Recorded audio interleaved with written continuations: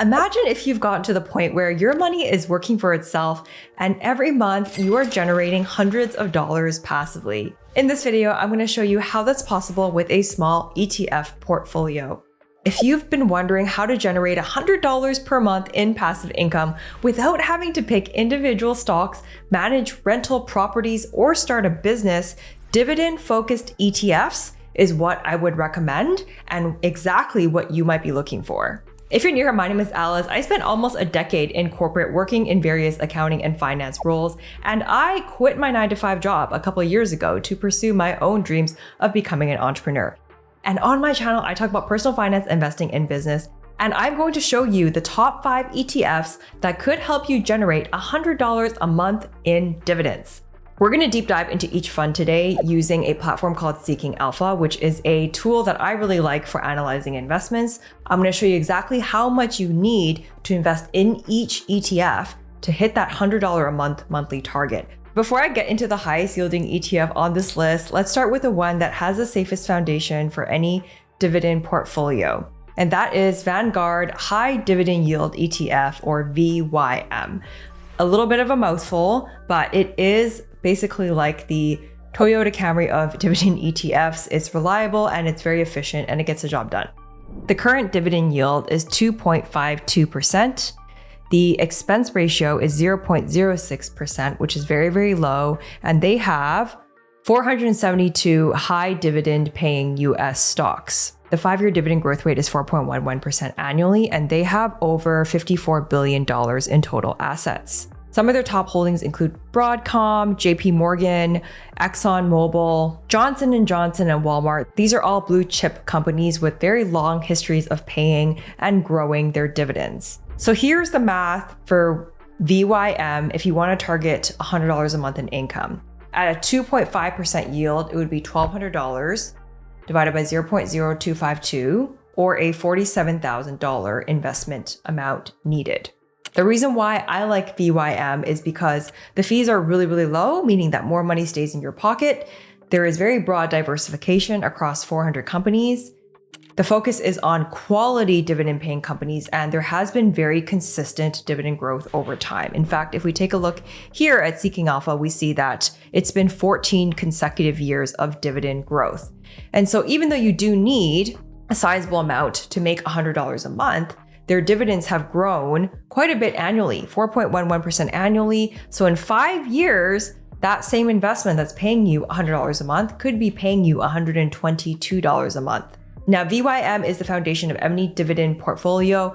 It's a steady, reliable income generator that forms the backbone of long-term wealth building. Next on the list is Schwab US Dividend Equity ETF, or SCHD. Now, here's the ETF that has been actually quietly crushing it for dividend growth investors. And according to Seeking Alpha's analysis, it might be one of the best overall dividend ETFs available. So the SCHD focuses on high quality dividend growth companies. Now we can see here that the dividend yield is 3.83%. The expense ratio is 0.06, which is very low. And their holdings include over 100 dividend growing companies. Now the long-term dividend growth rate of this portfolio is 10%. And it's seen 13 years of consecutive dividend growth increase. What makes SCHD special is that they do screen their holdings for dividend sustainability and growth. Some of their top holdings include AbbVie, ConocoPhillips, Chevron, and Home Depot. Now here's why I like SCHD. For $100 a month in income at a 3.81% yield, that's a $31,000 investment needed. So with a 10% annual dividend growth rate, your income actually doubles approximately every 6 years. So that $100 a month actually becomes $175 in year 6, $315 a month in year 12, and $550 a month by year 18. Now, before I show you the next 3 ETFs, I want to spend a few minutes talking about Seeking Alpha. I've personally been a longtime user of Seeking Alpha. They have over 20 million active users each month, and they're the world's largest investing community. I like it because it's a more sophisticated platform, it's got clean user interface, and there is a great community with users that share articles on investment opinions. Now, you can use Seeking Alpha for any publicly traded stock, but for ETFs, you can quickly see things like dividend growth, yield attractiveness, and how it compares to other funds. They also have something called quant ratings that uses AI to analyze thousands of data points and gives you buy, hold, or sell recommendations. Now, the premium version of Seeking Alpha gives you exclusive access to all of their analysis, real-time alerts, now including all of the best stocks that this investment community believes that you should buy today. If you're interested in getting exclusive access to this information, then I would recommend you check out the Pro version using my code. Next on the list is iShares Core High Dividend ETF, or HDV. This is a dividend that takes a different approach to dividend investing, and it might be perfect if you're worried about dividend cuts. HDV focuses on the highest quality dividend paying stocks, so their current dividend yield is 3.11%. They have a 0.08 expense ratio, which is still fairly low, and their holdings just under 100 high quality dividend stocks, including ExxonMobil, Chevron Corp, Johnson & Johnson, and AbbVie, all of which pay over 4% in dividends. Their dividend growth rate is 3% annually, and long-term is also 3% as well. Now, HDV's unique approach to making investments is that they actually screen for financial strength before dividend yield, and they focus on companies with sustainable payout ratios. So for $100 a month with HDV, that would be a $38,000 portfolio. They do have 13 years of consecutive dividend payments, so you're trading a little bit of dividend yield for long-term security. Next on the list is Vanguard Real Estate ETF, or VNQ, which is the diversification play. So if you want exposure to real estate without the hassle of being a landlord, this ETF, I really like it. It gives you access to hundreds of properties with just one purchase. So Vanguard Real Estate ETF, VNQ, they invest in real estate investment trusts. And one of their top holdings is the Vanguard Real Estate 2 Index. Their current dividend yield is 3.9%, which is not bad. The expense ratio is a little bit higher than some of the other ETFs we just looked at, which is understandable considering that real estate is a little bit more hands-on.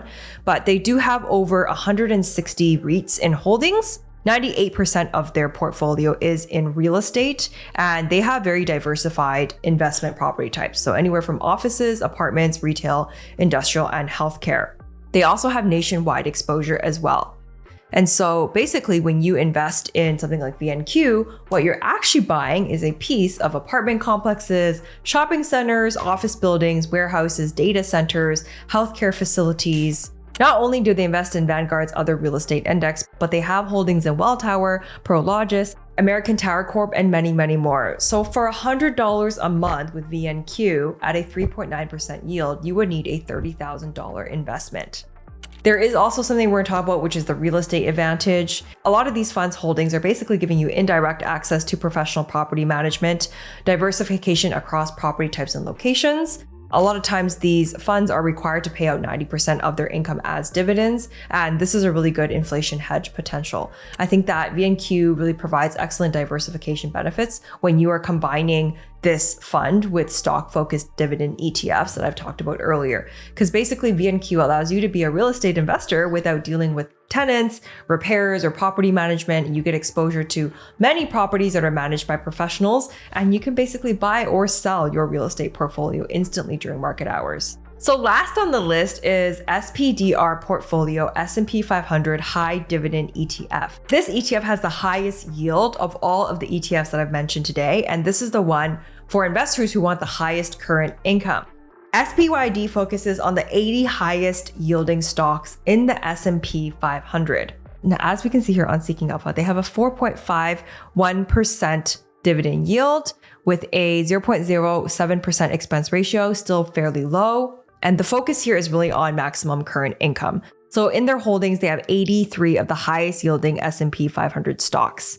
When it comes to the breakdown of their investments, you can see that they hold over 22% in real estate, 16% in consumer defense, 15% in the financial industry, 12% in utilities, and some of their top holdings include CVS, APA Corp, AbbVie, Simon Property Group, for a total of 83 holdings in their portfolio. Now, for $100 a month with SPYD at a 4.5% yield, that's about a $26,000 investment that's needed. Now, one of the trade-offs for getting a higher current yield of 4.47% is that you actually get lower dividend growth in the longer term. So you can see here that the dividend growth rate, the long-term 3-year, 5-year, is less than what it was for VYM or for SCHD. And one thing I'll also note is the price is a little bit more volatile than some of the other ETFs we looked at earlier. But SPYD is definitely for investors who prioritize current income over dividend growth. You will get the most income today, but you will sacrifice a little bit of stability and growth potential. So it is a very valid strategy, but there also is a slight trade-off. So instead of picking just one ETF, here's a more balanced approach. I'm going to call it the diversified $100 a month portfolio. If you were to invest $33,000, this is what the diversified $100 a month portfolio would look like. 20% of your money goes into SCHD, that generates you $15 a month. 14% of your money would go to VYM, that generates you $15 a month. 17% goes to HDV, that gives you $15 a month. 23% goes into VNQ, that's the real estate one, that gives you $25 a month. And then 23% goes into SPYD, that's the one with the highest yield, and that gives you $30 a month for a total investment of $33,000. Now, with this approach, you are more diversified across different investment styles. Rather than putting everything into one basket, you get a little bit more balance between current income and growth, and there's also reduced risk by putting all your money in a single fund. You also get exposure to more sectors and asset classes. Now, if you were to put all of your money into one fund, and let's say you picked the fund with the highest yield that we've talked about today for 4.51%, that would only require a $26,000 investment. So to earn $100 a month passively, it's somewhere between $26,000 if you're going to go to the single fund route, up to $33,000 if you're going to diversify over a group of high yielding dividend funds. If you guys like this video today, you're going to love my other video where I talk about how I would invest $10,000 and I break down a couple of different strategies for beginners if you're looking to get started with investing. Make sure you check out that video up top. Let me know down in the comments below what questions you have about dividend investing or ETF investing, and I will see you guys in the next one. Until next time.